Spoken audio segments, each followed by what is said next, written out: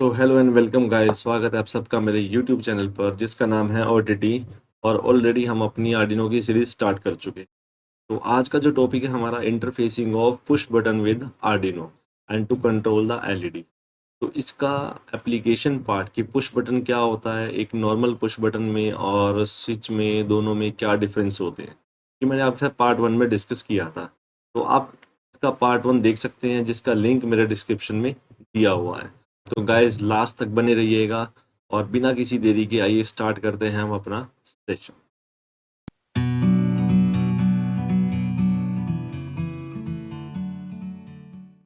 तो गाइस सबसे पहले क्या करेंगे, हम यहाँ से आर्डिनो को ड्रैग करेंगे। तो आर्डिनो को ड्रैग करेंगे और उसके बाद हम लेंगे एक ब्रेडबोर्ड। तो इसके आपको पता है कि सबसे पहला स्टेप क्या होता है हमारा इसमें, हम ब्रेडबोर्ड पर पावर सप्लाई को बनाएंगे।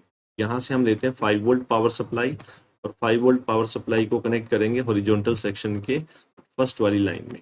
और गाइस जब भी मैं 5 वोल्ट की पावर सप्लाई बनाऊंगा तो इसको मैं रेड वायर से डिनोट करूँगा। अब लेते हैं हम ग्राउंड पावर सप्लाई और इस साइड पर भी हम कनेक्ट कर लेते हैं और यहाँ बनाते हैं हम ग्राउंड पावर सप्लाई जो कि ब्लैक से डिनोट हो।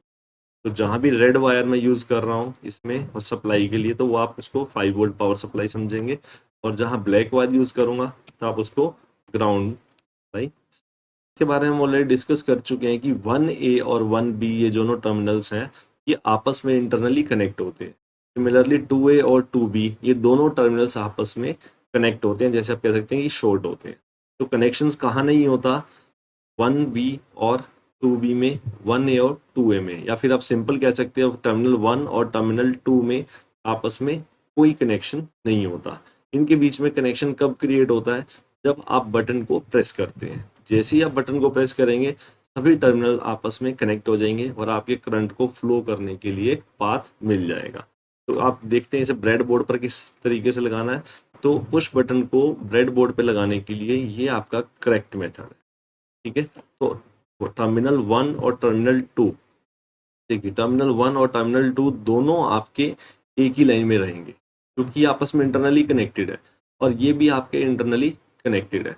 अगर आप इस पुश बटन को कुछ इस तरीके से इंस्टॉल करेंगे और दोनों नॉन कनेक्टेड टर्मिनल्स को आप यहाँ लगाएंगे तो ये रॉन्ग मेथड, क्योंकि ये बाय डिफॉल्ट इनको आपस में कनेक्ट कर देगा। तो करेक्ट मेथड क्या है, जो अभी हमने पहले लगाया, यानी कि टर्मिनल 1 और टर्मिनल 2 आपका डिफरेंट डिफरेंट लाइन में रहेंगे। 1A 1B same line, 2A 2B same line. ठीक है, तो अब क्या करते हैं, हम इसके साथ एक एलईडी को ड्रैग करते हैं। यहाँ से हम कंट्रोल करेंगे एलईडी को पुश बटन के, यहाँ हम लगाते हैं एलईडी। तो सबसे पहले हम स्टार्ट करेंगे पुश बटन को किस तरीके से कनेक्ट किया जाएगा हमारे आर्डिनो बोर्ड के साथ। देखिए पुश बटन को मैंने आपको बताया था कि हम as a digital sensor use करेंगे, यानी कि आर्डिनो की जिस डिजिटल पिन के साथ मैं इसे कनेक्ट करूंगा वहां पर इसकी आउटपुट को, जहां भी मैं पुश बटन को कनेक्ट करूंगा इस आर्डिनो के डिजिटल पिन के साथ, वहां पर इसकी रीडिंग को रीड किया जाएगा। ठीक है, तो हम क्या करते हैं, देखिए कोई भी टर्मिनल 1 में से टर्मिनल 1A या 1B किसी भी एक चीज को हम सपोज करो कनेक्ट कर लेते हैं पिन नंबर 12 के साथ। थोड़ा सा आपको क्लियर दिखेगा, मैं इस तरीके से इसको कनेक्ट करता हूँ, इसका हमें कलर चेंज कर देते हैं। तो टर्मिनल 1 जो है वो कनेक्ट हो चुका है टर्मिनल डिजिटल पिन 12 के साथ। तो अदर साइड पिन को कहाँ कनेक्ट करेंगे, तो देखिए अब आपके पास दूसरी पिन को कनेक्ट करने के दो ऑप्शंस हैं। या तो आप इसे ग्राउंड से कनेक्ट करेंगे या आप इसको वीसीसी के साथ यानी कि +5 वोल्ट के साथ कनेक्ट कर सकते हैं। ठीक है, तो चलिए हम इसको एक बार +5 वोल्ट के साथ कनेक्ट करते हैं। इसको मैं रेड कर देता हूँ ताकि आपको क्लियर रहे, यहाँ पर ये +5 वोल्ट। देखिए अब क्या होगा, आप सिंपल सा कॉन्सेप्ट समझो, क्या है कि यहाँ से +5 वोल्ट की पावर सप्लाई ये जाएगी पुश बटन के टर्मिनल 2 पर। नाउ टर्मिनल 2 एक तरीके से इनपुट की तरह काम कर रहा है और टर्मिनल 1 जो है यहाँ एज ए आउटपुट काम कर रहा है। इनपुट किस लिए, क्योंकि देखिए +5 वोल्ट से जो भी हमारा करंट आएगा वो पुश बटन के अंदर एंटर करेगा। अब यहाँ पर ये करंट रुक जाएगा। ठीक है, अब ये करंट यहाँ रुका है क्योंकि पुश बटन अभी ऑफ कंडीशन में है। जब आप बटन को प्रेस करते हैं तो टर्मिनल 1 और टर्मिनल 2 आपस में कनेक्ट हो जाते हैं, तो करंट फ्लो करता हुआ आउटपुट साइड यानी टर्मिनल 1 से फ्लो करता हुआ कहाँ चले जाएगा, पिन नंबर 12 पर। इसका मतलब सिंपल है कि जब आप बटन को प्रेस करेंगे, बटन को हम प्रेस करेंगे, तो जो आपकी 5 वोल्ट की पावर सप्लाई है और जो आपका पिन नंबर 12 है, दोनों आपके सेम पोटेंशियल पर आ जाएंगे। यानी कि उस टाइम पर अगर मैं चेक करूंगा तो आपका पिन नंबर 12 की जो वैल्यू होगी वो भी क्या होगी, +5 वोल्ट यानी कि 1 होगी। देखिए हम इसे यूज कर रहे हैं एज ए डिजिटल सेंसर, तो इट मीन्स जब आप पिन नंबर 12 को रीड करेंगे तो यहाँ पर जो वैल्यू होगी या तो 0 होगी या वैल्यू 1 होगी। ठीक है, जब आप स्टार्टिंग में पुश बटन को +5 वोल्ट से कनेक्ट करेंगे तो इसका मतलब क्या होगा कि जब तक बटन प्रेस नहीं है आपका पिन नंबर 12 की वैल्यू होगी 0। जब आप पुश बटन को प्रेस करेंगे तो ये पॉइंट यानी कि +5 वोल्ट वाला पॉइंट और पिन नंबर 12 दोनों सेम पोटेंशियल पर आ जाएंगे, तो यहाँ पर वैल्यू होगी 1। तो देखिए अभी हम क्या करते हैं, अभी एक सिंपल कनेक्शन करके चलते हैं और इसके बाद हम इसका करेंगे कोडिंग पार्ट को स्टार्ट करेंगे। बट उससे पहले हम क्या करेंगे, हमें क्या सीखना है कि हम पुश बटन की वैल्यू को कैसे रीड कर सकते हैं। तो गाइस इसमें आपको कुछ नई चीज़ें भी बताऊंगा, तो ध्यान से देखते रहिएगा। अभी हम चलते हैं एक बार कोडिंग सेक्शन की। तो जब हम कोड में जाएंगे तो आपको पता है कि हमने कौन सा कोड करना है, हमारा टेक्स्ट कोड। तो टेक्स्ट कोड में आपको ये कोड कुछ लिखा मिलेगा, तो इसको हम यहाँ से एक बार डिलीट करते हैं। तो स्टार्टिंग में हम जब स्टार्ट करेंगे तो आपको दो फंक्शंस इसमें बाय डिफ़ॉल्ट मिलते हैं बने हुए, void setup and void loop।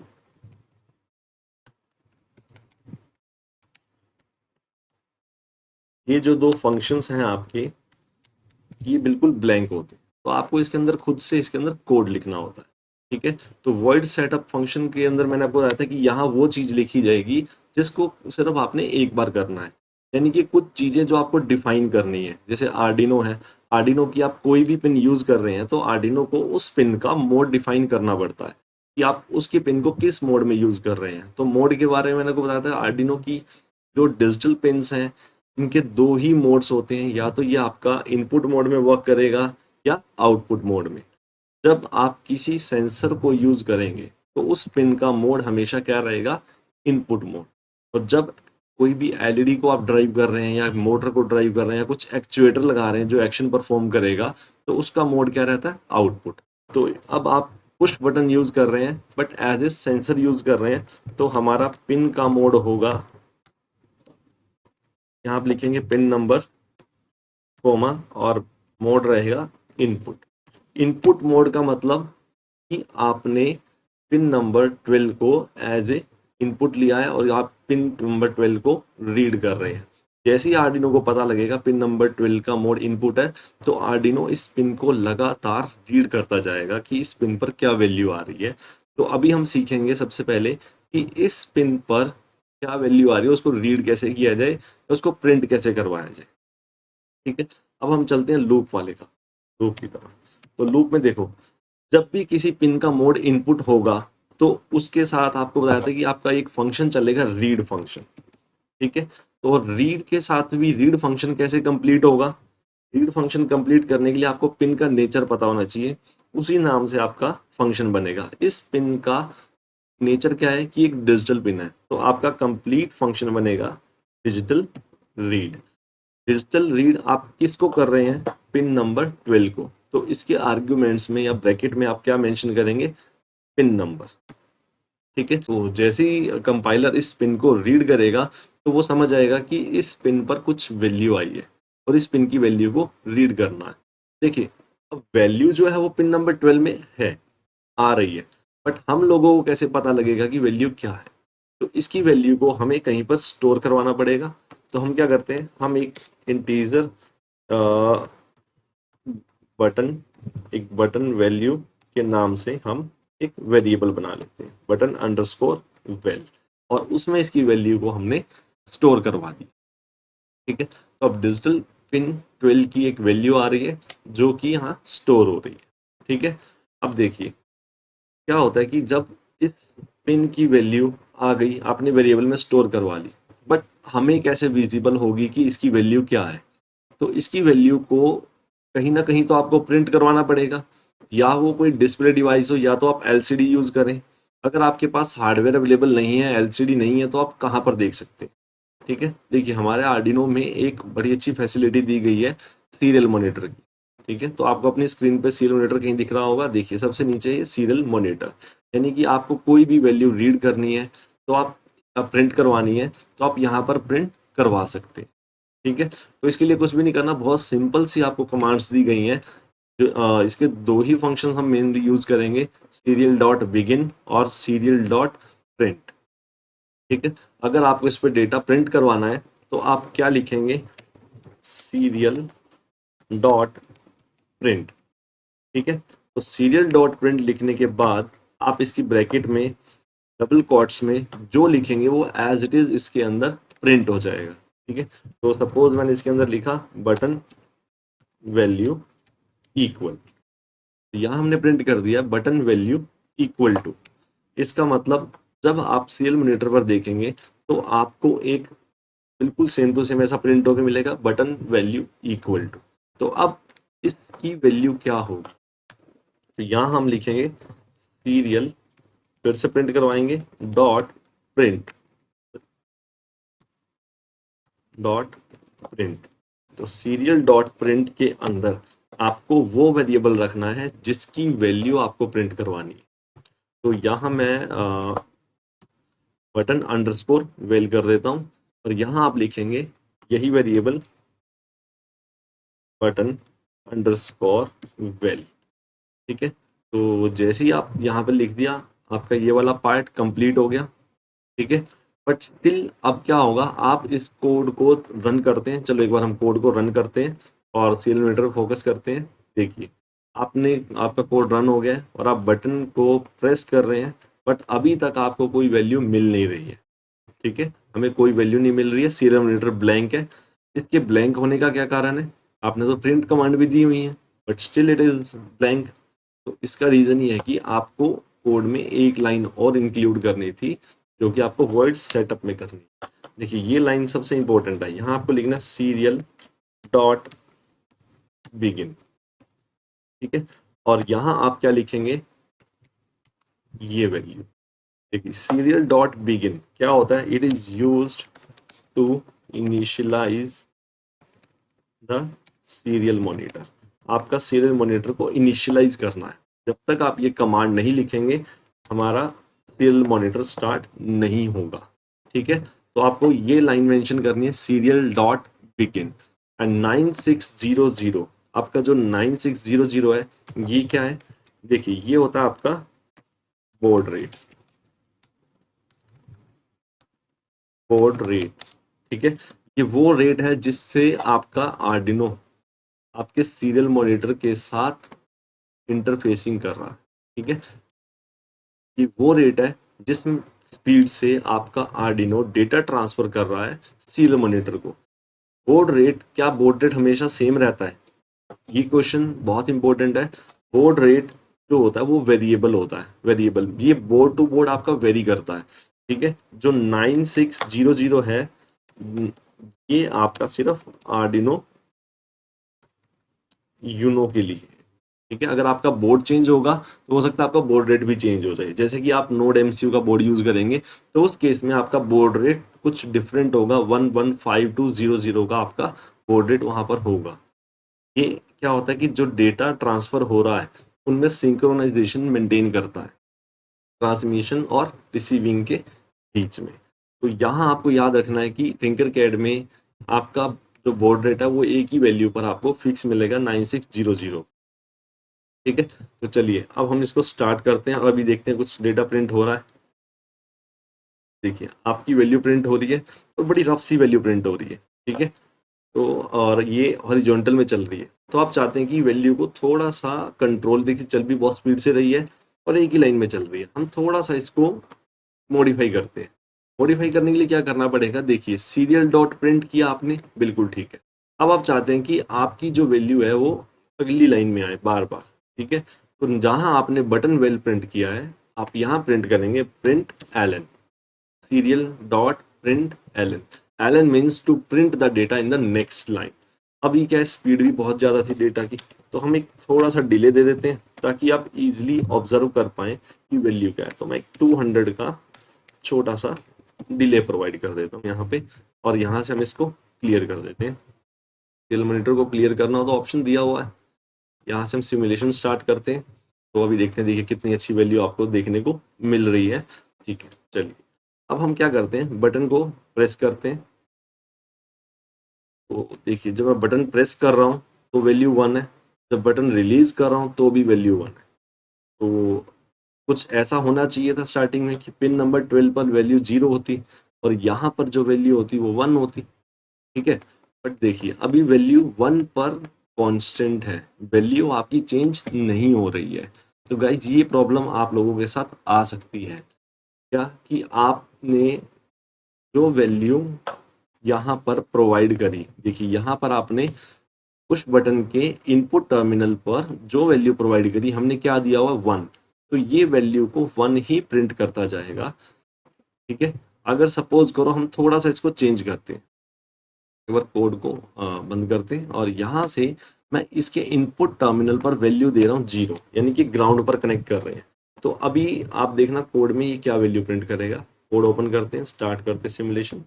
अब वैल्यू क्या आ रही है, 0, यानी कि आपका जो आर्डिनो है वो एक 0 पर स्टक हो गया इस टाइम। जब आप वीसीसी लगा रहे हैं तो 1 वैल्यू पर स्टक हो जा रहा है वो। ठीक है, देखिए यहाँ भी स्टक हो गया 0 पर। तो ये एक प्रॉब्लम है पुश बटन के साथ।